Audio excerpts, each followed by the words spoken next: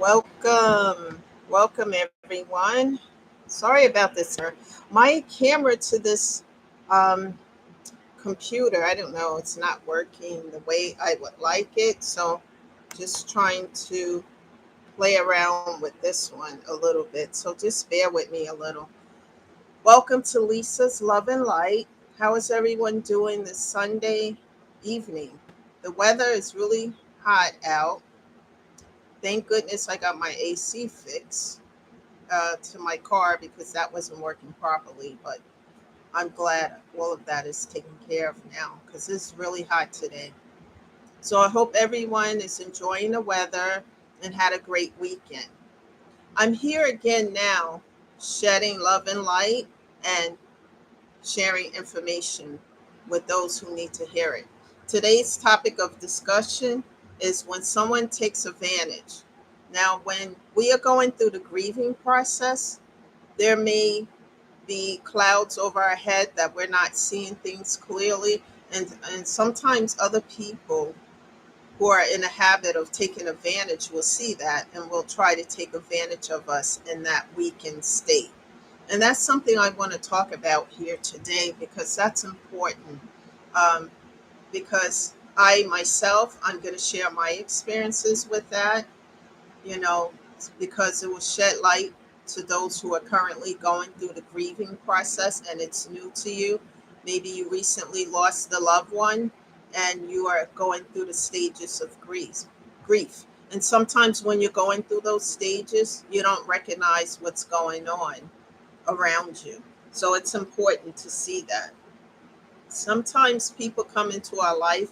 There's a saying, people come into your life for a reason, season, or a lifetime. And that is so true. I have experienced that. And when I talk about relationships, it doesn't necessarily have to be a romantic relationship. It could be friendship. Sometimes people befriend you and come into your life and you think this is really a good friend, and sometimes it may look that way in the beginning, but it doesn't turn that way in the end.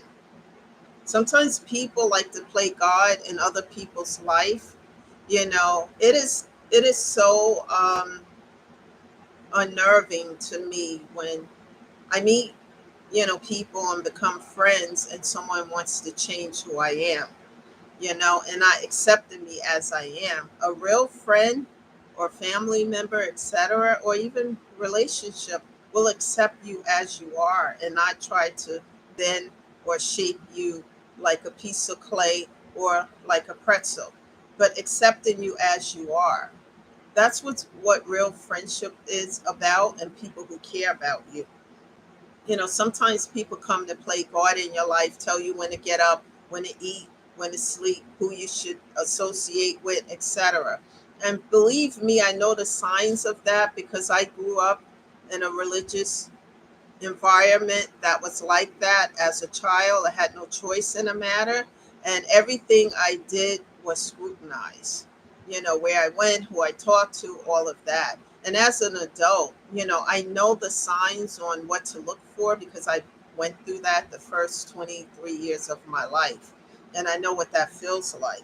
And when you're grieving, you're not thinking about these kind of things. Your head is in a cloud. You're going through all these different emotions and feelings about the loss of a loved one. So you're not focusing on what's going on around you. I know for myself, I wasn't. And my purpose here today is to help someone who may be grieving privately and they're not sharing their grief and feelings with others. And they may have people in their environment around them who may be, they may be experiencing these things that I'm discussing here today. And they may not know or recognize it at the moment because of their grief. But it's important to pay attention to the people that you have around you, especially when you're going through grief. And I'm going to start by talking about why I had to block a few people. It wasn't easy for me to do this, but as I got myself into therapy and started to do the homework of dealing with the grief, I made a pro and con list. Pros are the good things about the people who are in my circle, and the not so good thing. And what I realized in doing this homework, because these are some of the assignments that my therapist gave me, and when I look at each person that I did the list on, the cons outweighed the pros. And then there was someone in particular that was around in my energy all the time, but I was still grieving, the loss of my dog, my mom, and other things. And I wasn't really paying attention as I do today. And this person was really taking advantage in a lot of ways because I'm very kind and generous. I'm not naive. That's just who I am because I believe in helping other people and paying it forward. And then they help others and etc. But, I'm not naive. I'm kind, shed love and light. But as I say, I am not naive. But usually I would see what's going on around me, but because of the grief and the emotions that I was going through, I wasn't focusing on that. And it's important to try to focus on that as well, because every time I went out, with this person, I found myself paying for everything, paying for dinner, paying for this, paying for that, pay. And I'm like, wait a minute, this person's not putting in an equal give and take here. And it took me a while to start noticing that because I was so, engrossed in the grief. And then I started to realize that as I did the therapy and I started to talk about different situations, and my therapist started to emphasize to me, and he does it in ways that I love because he posed it as a question. Why are you paying all the time? You notice what you just said? All these different examples you gave, you're paying. And I started to wake up and say, hey, this isn't okay. And when I started to address these issues with these individuals, they were very nonchalant about it. And I just said, I'm not doing this anymore. You're going to pay your share or I'm not doing this. And this is sometimes history repeats itself because when I was in New York and I used to go to these support groups, women support groups, and afterward a bunch of us would go, and it would be Friday night at the end of the work week, and then after the group we would go out to dinner, and there was always one woman there. It was like about 15 of us or more sometimes, one woman, and she did it all 3 times. The first time, oh, I forgot my wallet. Oh, I don't know. Everybody there took some of their money and paid for her dinner. And she ordered a huge thing of whatever. And then it happened a second time. And after the second time, I said, I'm not doing this. The third time we left her there. I don't know what happened, but nobody was paying because we quickly pick up on the fact that this was something that she did on a regular. And then I was talking to a friend of mine who recently had that kind of situation. And she was telling me every time she and this particular friend went out, she found herself paying. And I gave her some advice. I've known her a while, so we're friends. And I just told her, just stop paying. Tell her, you don't have the money. Because some people, when they see you're kind and you're generous, they will see if they can go that extra mile to get from you, to take, And as I started to heal, and started to do the homework and assignments and talk about this with my therapist, I started to say, wait a minute, this is not okay. No, I'm not doing this anymore. And I'm like, this person wants to take advantage of my generosity and kindness. I'm not doing any of this anymore. And then I noticed as I continue to talk about these things with my therapist that history was repeating itself because it was happening when I was younger and then now, and then I know the signs, and then I'm waking up from the grief and saying, hey, this is not okay. I started to get really pissed off about it because it was something that this person was doing over and over and over again. And said, well, well, if you don't have the money, then we can't go, or you can't go because I'm not paying. I don't mind helping, but I'm not an ATM and I'm not going to allow anyone to take advantage of me, you know. And when behavior kept repeating itself, and I'm like, no, I have to break this pattern. And when I had these conversations and the persons in question had the nonchalant attitude about it. Okay, it's time to cut you off, cut off, block, and delete. We can't be friends. We can't be anything because I'm not doing this. And then when I did that, they started to feel some kind of way. And not just only with that, but other situations where it was never an equal give and take. I'm always initiating things. I'm always contacting. I'm always. And I'm like, no, this is lopsided. This is a one sided situation. And when I would address it in communication, people, and that's another thing, people like to text. It's okay to text when you have a busy day. We all have things that we do, and we make texts of friends, family, etc. But when you have something specific to talk about that's important, that should be a verbal conversation, because that can get misconstrued in text messaging. It's always important to have a good conversation. And when I had the conversation and the attitude was in a nonchalant attitude, I'm like, I'm not doing this. And then I would try to have a second conversation because I'm proactive. I will try again. And then if it's the same result, okay, I'm out. I'm not going to keep spinning on a wheel or put the needle on a broken record. I'm not doing that. And then I started to feel better as I started to do that, because as I start to heal and do better and talk about these issues I was having with my therapist, I started to see the light and see what was truly going on. And I said, I can't do this. There are some people in this world who don't want to work and take care of themselves. They want other people to take care of them, whether they are friends in your life, family members, or significant others. Some people just don't want to take care of themselves. They prefer other people to do it. And I'm not one to do that. I was watching not too long ago. I don't know if everybody know the 1960s version of Bonnie and Clyde.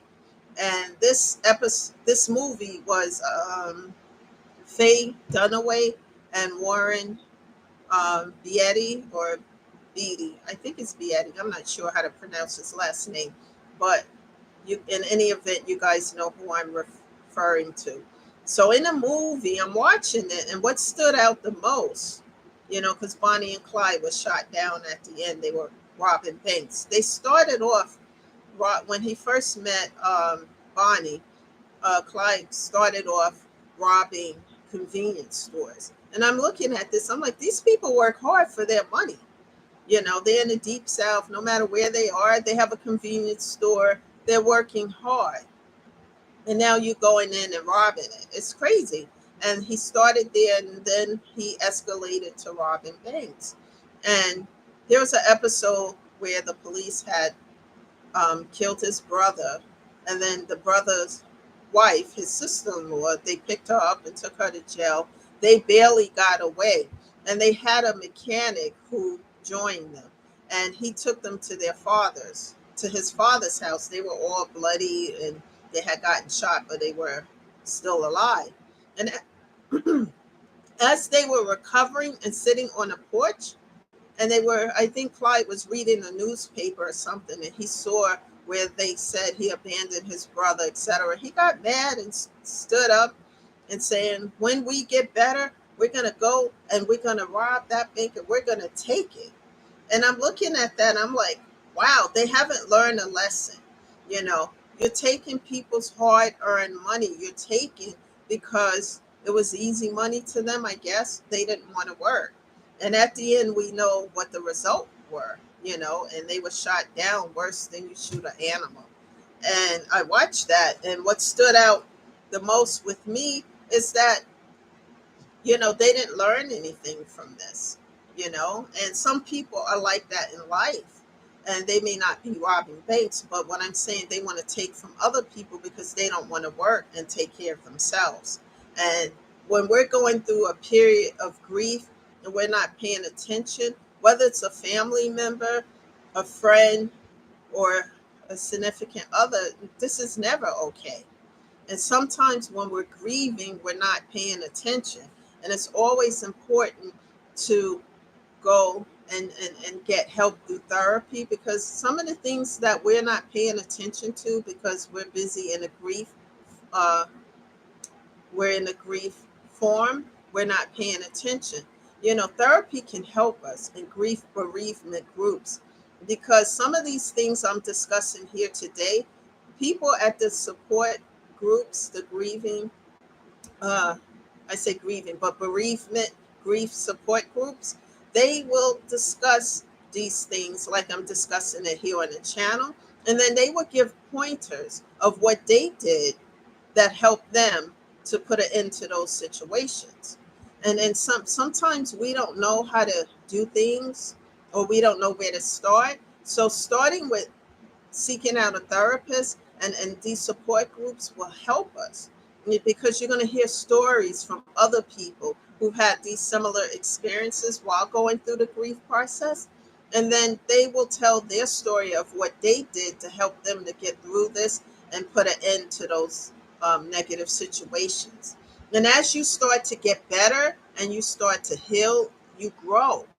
And when you're growing, you don't want to be around low vibrational stuff, because all those things will take you off your path of healing, for me anyway. And I'm not going to entertain low vibrational stuff, and it's not for me to take care of anybody or take their hand. I will help people and show them by telling them my experiences and what worked for me, and etc.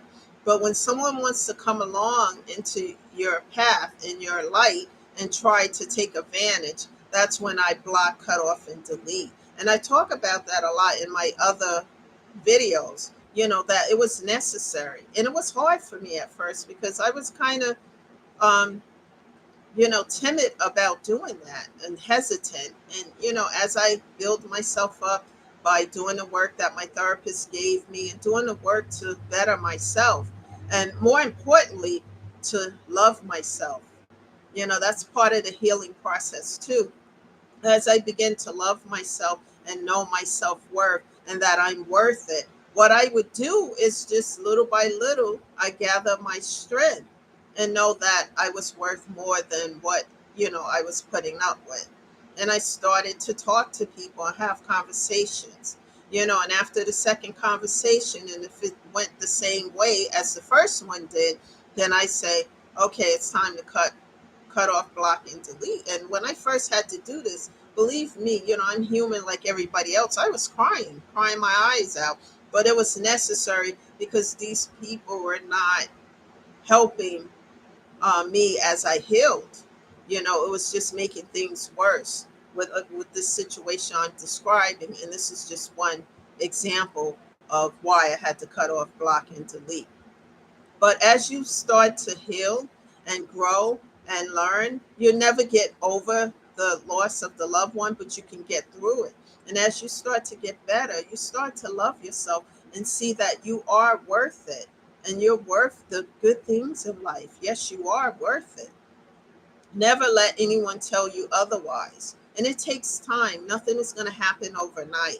And I'm sharing these experiences, my personal experiences, because it's going to help somebody out there. Because when you don't take care of your mental and physical health, it starts to deteriorate. And as it deteriorates, then, you can't take care of yourself. And if you can't help yourself, you can't help anybody else. So it's important for us to always take care of our physical and mental health. And losing loved ones take a toll on our body, mind, and spirit. And we have to rejuvenate and we have to heal. And then, we can move forward. We'll never get over losing them, but we can move forward. And that's so important, because people are staying in places of stagnation. And when you're stagnated, you're not growing. And when you're not growing, depression can set in. And if depression set in, and if it lingers too long, it could lead to suicide thoughts. And people, we don't want that. We don't want anyone taking their life because of depression, due to grief and loss, etc. Please reach out to therapists in your area, and Google for grief support groups. Believe me, they help. They will help you. Please share this message with others, because someone needs to hear this today.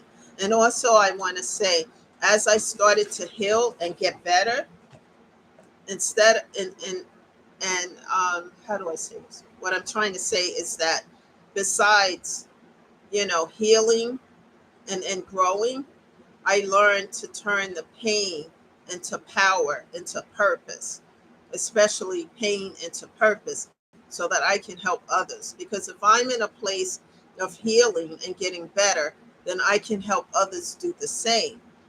And I know it works because I do this over and over again. you know Make sure you get out. When you start to feel depressed, get outside, go out, go for a walk. If you have a pet, take the pet with you, go to the beach. The weather is nice now.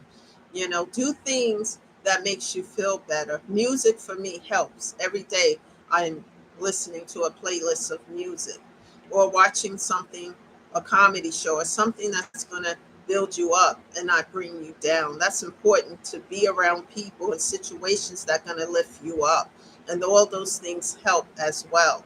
Because, like I said, it takes a toll on your body, mind, and spirit when you lose people that you love, especially as a domino effect. So please share this message with others. Hit that like button, subscribe, because I will be back with more messages to uplift people, to help them. And life is not easy, but nothing venture is nothing gained. We must continue to persevere. It's not a one um, day show. We have to continue consistently persevere and taking care of our physical and mental health. So, people, that is the message today. Thank you for being here. I will be back in a day or two with another message. Don't forget to share this, especially with people who need to hear the message. Before I go, I also want to once again emphasize about a seminar that's coming up next month. And in order to attend, you have to RSVP by email. It's mandatory. So if you are interested in attending, please send me an email, because I need to know how many people are going to show up. So I need to know how much refreshments to order. Lisa Vaughn, VAUGHN 410 at Gmail. Lisa Vaughn 410 at gmail.com. Send me an email letting me know that you're interested in attending this event next month, because it's going to be on Saturday this time, instead of a work day, because I think that's better, so that people can show up and attend. So please send me the email, and then I will send you the information as to where the event is going to be, time and day and place. Okay? So thank you, and that is the message today. Everyone, have enjoyed the rest of your Sunday. Bye for now. Thank you for being here.